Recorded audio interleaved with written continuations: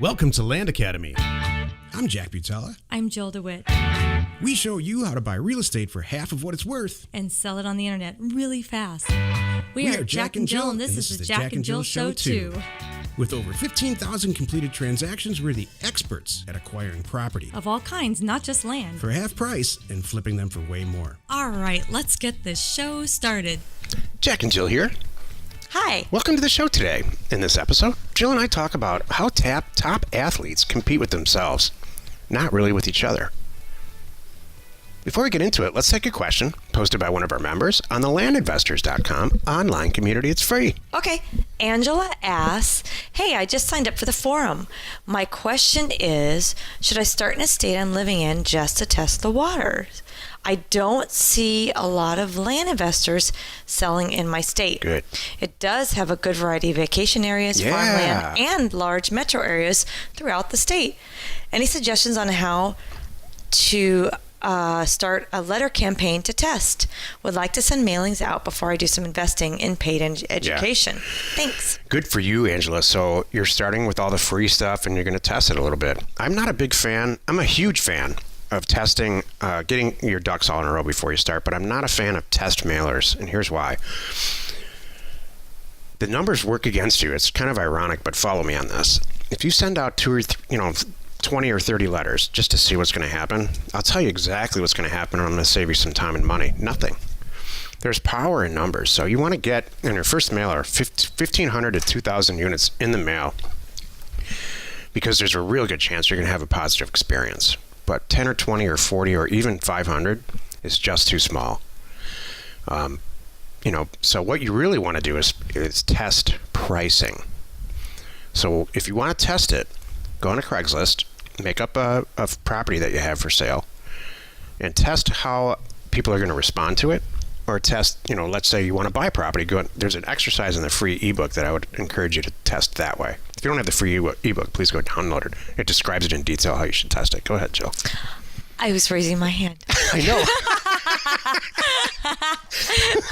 I want to make sure, Jack, you have a way of jumping and answering the question, and I'm like, oh, but I have something I want to share. So I want to make sure I raised my hand so that you knew that I wanted to share. So, Jack, you have a way of taking things over and being the manager of everything, including everything. Jill, your sock drawer is a mess. Here's what we're doing today. You don't have a sock drawer. Do you have a sock drawer? No, I have a sock area in a bigger drawer. Sock drawer. Anyway, in these bras here, they're all messed up. This is just a shambles here. Isn't it eerie when disheveled? You had the same conversation with your mother that you have with your wife like 30 years later? That's what? That just happened. What? How did that happen? Seriously? I don't know. That sock drawer, I tripped it. Wow. Steve Jack, your sock drawer, this disaster. Really, Mom? I was talking about mine. I didn't even know I had a sock drawer. Yeah. No, okay, so here's my thing that Angela can do. I have an excellent way to help you, Angela, with this test, or anybody who's just wants to test this. You can right now, today, go on offerstoowners.com with the number 2, go to forms and steal, if you want, whatever word term you want to use our template letter. You want an idea of what we're doing in the offers that we send out? Go get ours. Go take it right there, right now, today. Yeah. So, Angela, feel free. Go on there, download my stuff. And then if you want to take it a step further, don't even do any of our stuff. Just do offers to owners. We'll pull the data for you. You can call. This is really not a plug. I don't mean it to be a plug. Well, we designed it to help people just like this. Right. This is for you, Angela. If you don't want to be in our world at all, but gosh, you just want to get offers or something out to a group in an area, we'll do it for you. Go on there. You could literally pick up the phone, call the 800 number, talk to Yanni, or Jen or Aaron, whoever answers the phone, and put in an order and just say, hey, you could even do this, just so you know. You can say, hey, I'm thinking about sending 500 offer letters out to this zip code for all the 3-bedroom, 2-bath homes with all of this criteria. And they'll go, all right. And they'll come back and say, all right, we pulled we ran it. We've got the 500. They'll send you the data. You take the data. You do what Jack just said. You can scrub it down, price it however you want, send it back to them you take our letter, make it yours, and they'll do the mail merge for you and put it in the mail. So no handwriting, don't send postcards, don't be silly. We can help you. The more Don't have to be a member of anything. Sorry. No, to directly answer your question, the first question was, I live in a state where I don't see a lot of property for sale. Trust me on this. The more creative you get with these two things, the more successful you're going to be. Pricing, which Jill kind of alluded to, and location of where you're sending the mailer. So we have a non-member who's using offers to owners to mail out niche condominiums in 55 plus communities in Florida, and the guy's knocking it out of the park. How do we know that he's knocking it out of the park? Because he keeps ordering more data. He keeps ordering tons of data and talking to our people saying, geez, this is the greatest thing I've ever heard. Yeah. He hangs up when he gets the data. He's like pretty much, as soon as the data pops in, he's putting in another order for more. Yeah. He's exactly like, I didn't know you guys were here. We're here now. We got here as fast as we could. Right. That's what I said. Exactly. We're developing these tools as fast as we can. Yeah, and it's for everybody, whatever property type, whatever you're doing. So you're on the right path, Angela. I think that you get it. To do a letter campaign, don't drive for dollars, and don't try to get phone numbers and call people. That's the slow way. And the not productive way. Well, you're 90% of the way there by just listening to this show and understanding the concept of using the mail, using offers. Exactly. If you have a question or you'd like to be on the show, reach out to either one of us on landinvestors.com. Today's topic: top athletes compete with themselves. This is the meat of the show. What the heck is Jack talking about now? What the heck? Every time I ever see an interview with anybody, any athlete, it's invariably a very young interviewer, and they ask these questions like, last time you played ball or played tennis against opponent X, how did that make you feel? And they all kind of look at it sideways and say, I didn't even know I was playing that person. I don't look at it that way. I'm constantly trying to up my personal game. I'm trying to score more points than I did. I'm trying to break my personal record, or I'm trying to run faster than my personal best. So that's what this is all about. It's not about, I see this in real estate, especially with older investors, where it's just this competition. I see it in real estate agents all the time, even in their own office. I got to get there first before that guy over there. Stop that. Forget about everybody. Just concentrate, keep your head down, and get the stuff in the mail and follow through. And if, I see this in Luke Smith, he doesn't even know it, but he's got 1,200 properties on it listed. One of our members, Luke Smith, 1,200 properties listed on his site, and he's not competing against anyone else in our group or anyone. He's competing with himself. And he's helping people. Right. Because I look at it this way, this is the end. At some level, there is no competition. You're going to get to that level if you do what Jack said. Keep your head down and just power through. At some level, you're going to come up for air, and you're going to realize there's nobody here. It's just me. And it's only you. There's two other sources of information you can get about investing in land, and we long past even using the word competitor. True. People ask us and it's a good question, who's your number one competitor? And I'm like, we don't have one. How they approach doing this for houses and for land and commercial property is diametrically different. It's so different that I'm the same way. I feel like I don't have any competition. And the things that other people are working on are so different than what we're working on. So I'm like, hey, that's their thing. Go for it. Makes a lot of sense. I'm not going to mess with them. Right. Makes a lot of sense for some people to just mail back tax property. Makes a lot of sense for some people to solely work on tax liens. For us, it doesn't. Makes a lot of sense for us to send a lot of mail out. Right. So, the word compete, I don't see it. I just don't.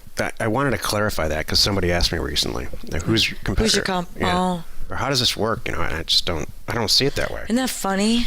I'm trying to top my. I look at all the websites that we have and the property that we buy. I'm trying to look at the last month and just make sure that this month is better. That's what analytics are all about. Here's another point when you just brought up about, we have no competition. The products and things that we're rolling out don't even exist. Right. I mean, that's for me a huge one. It's not like I'm trying to one up the next parcel fact, the next engineering thing out there, because there isn't one. Yeah, there's no parcel fact competition. Yeah.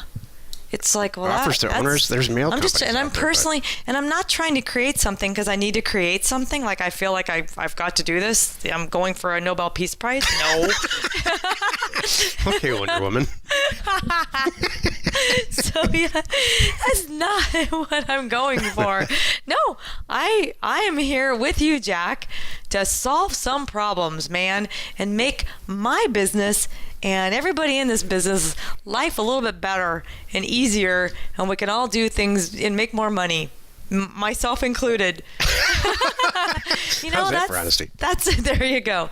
Yeah, because you know what? Do you think that we worked so hard to get this relationship and this data and all this stuff to release a product like Parcel Fact for not include me? No, I need it.